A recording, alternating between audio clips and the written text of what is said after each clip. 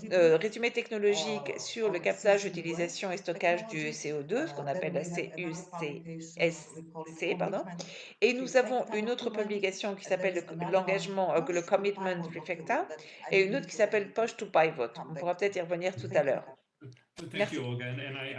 Merci Olga, on pourra effectivement y revenir, mais juste une question très rapide. Vous avez parlé donc des 56 États membres et vous avez des idées très ambitieuses et des plans très ambitieux et vous avez également parlé du côté équitable, de la justice entre ces pays. Comment ça se concrétise dans votre région? Car dans votre région, vous avez de grandes différences entre les pays en termes de capacité et de niveau de développement. Donc, comment faites-vous face concrètement à tout ceci?